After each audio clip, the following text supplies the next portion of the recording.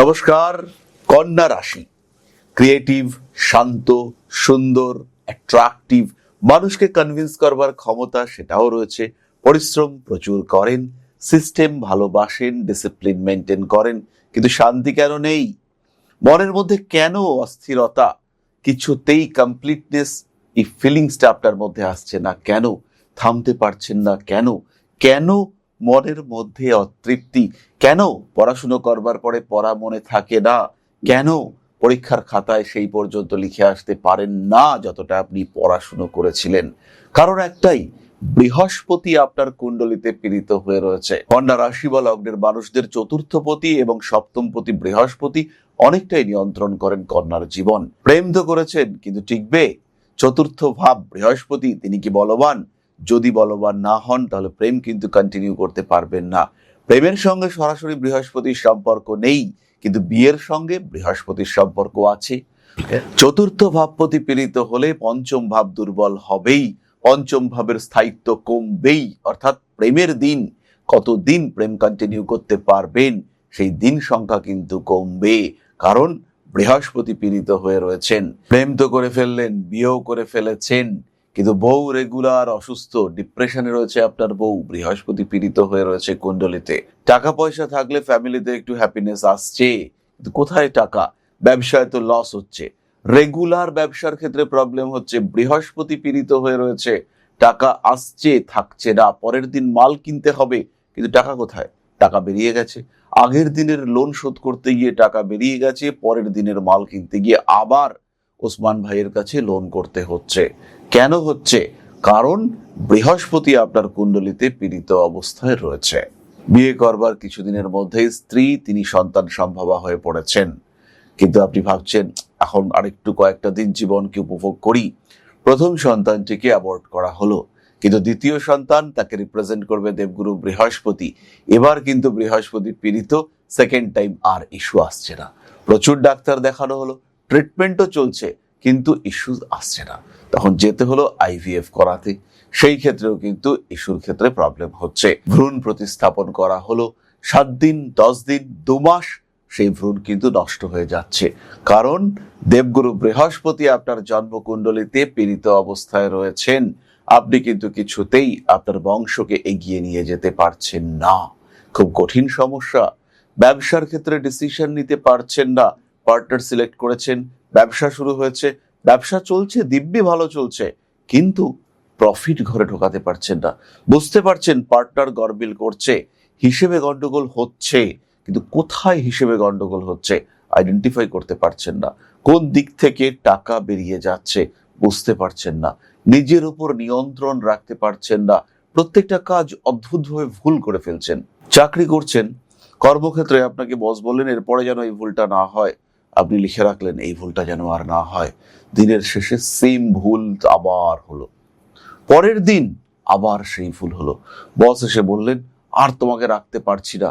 আপনিও বুঝতে পারছেন আপনাকে সত্যিই রাখা যায় না, কিন্তু কেন? আপনি তো ডেডিকেটেড এমপ্লয়ি, ভুল হওয়ার কথা নয়, কিন্তু কি করে ভুল হয়ে গেল? সিলি মিস্টেক হচ্ছে। বাচ্চার কন্যা রাশি, 14 বছরের নিচে বয়স, পড়াশুনোয় ভীষণ ভালো, কিন্তু সিলি মিস্টেক আটকাচ্ছে না। ছোট্ট ছোট্ট ভুল, 2 আর 2 4 লিখবে, বা 6 থেকে 4 বিয়োগ করে 2 লিখবে, সেখানে 4ই লিখে আসছে। এমন একটা ভুল করে আসছে যাতে নাম্বারটা অ্যাব্রাপ্টলি কমে যাচ্ছে, কোনোভাবে সামাল দেওয়া যাচ্ছে না। বৃহস্পতি পীড়িত, সামাল দেবেন কি করে? পরীক্ষার সময় অসাধারণ প্রিপারেশন, পরীক্ষার খাতায় গিয়ে লিখতে গিয়ে মনে হলো সবই তো ভুলে গেলাম। বাড়িতে প্রচুর ফুল গাছ লাগিয়েছেন, প্রচুর ফল গাছ লাগিয়েছেন, না ফুল আসছে না ফল।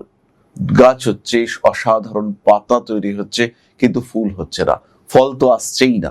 বৃহস্পতি আপনার জন্মকুণ্ডলিতে পীড়িত হয়ে রয়েছেন। কন্যা রাশি বা লগ্নের মানুষ ঘুম থেকে যখন উঠছেন, প্রত্যেক দিন বিছানাটা অদ্ভুতভাবে ঘেটে রয়েছে। কোনো একটা ভাবে মনে হচ্ছে যেন আপনি ছোটাছুটি করেছেন বিছানার মধ্যে, একাই ঘুমিয়েছেন, কিন্তু বিছানা থেকে যখন উঠলেন দেখলেন বিছানার চাদরটা যেন এক জায়গায় গুটিয়ে চলে এসছে। জন্মকুণ্ডলিতে বৃহস্পতি 100% খারাপ অবস্থায় আছে। খেতে বসছেন, কিন্তু মিষ্টি খাদ্য আপনার ভালো লাগছে না, আপনি ঝাল পছন্দ করছেন, তারপরে শুরু হচ্ছে পেটে জ্বালা, ইনডাইজেশন। বৃহস্পতি আপনার কুণ্ডলিতে খারাপ হয়ে রয়েছেন। বন্ধুদের সঙ্গে সম্পর্ক নষ্ট হচ্ছে, সন্তানের সঙ্গে দূরত্ব বাড়ছে, প্রত্যেকটির আলটিমেট কারণ একটাই, বৃহস্পতি কুণ্ডলিতে অশুভ অবস্থায় রয়েছে। লাস্টলি বলবো, বিয়ে করেছিলেন একদম সুন্দর স্লিম অসাধারণ একজন মানুষকে, কিন্তু ধীরে ধীরে মানুষটা এত মোটা হয়ে যাচ্ছে, সহ্য করতে পারছেন না, নিতে পারছেন না বিষয়টিকে। কারণ বৃহস্পতি তো আপনার কুণ্ডলিতে অশুভ অবস্থায় রয়েছেন। তাই বৃহস্পতিকে নিয়ন্ত্রণ কন্যার জন্য এসেনশিয়াল। কখনো নিয়ন্ত্রণ করতে হবে, কখনো উৎসাহিত করতে হবে, আর কখনো সন্তুলিত করতে হবে, ব্যালেন্স করতে হবে। তাই কোন সময় কোনটা করা দরকার, কাকে বুস্ট করবেন, বৃহস্পতিকে না তার ক্ষেত্রাধিপতিকে, নাকি লগ্নপতিকে বুস্ট করবেন এবং তার সঙ্গে বৃহস্পতিকে সাপোর্ট দেবেন, কলম্বিয়ান পান্না পড়বেন নাকি জাম্বিয়ান অথবা ব্রাজিল পান্না পড়বেন, এই ডিসিশন নেওয়ার আগে যোগাযোগ করুন জ্যোতিষ বন্ধুর সাথে।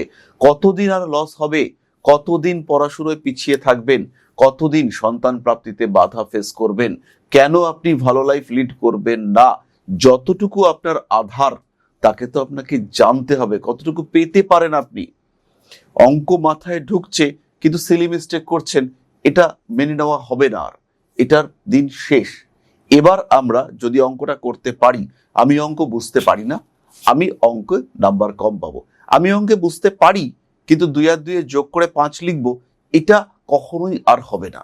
এবার আমরা বৃহস্পতিকে বুস্ট করব, বৃহস্পতি এবং বুধকে কম্বাইন্ড ওয়েতে বুস্ট করব, তাতে সিলি মিস্টেক কমতে হবে।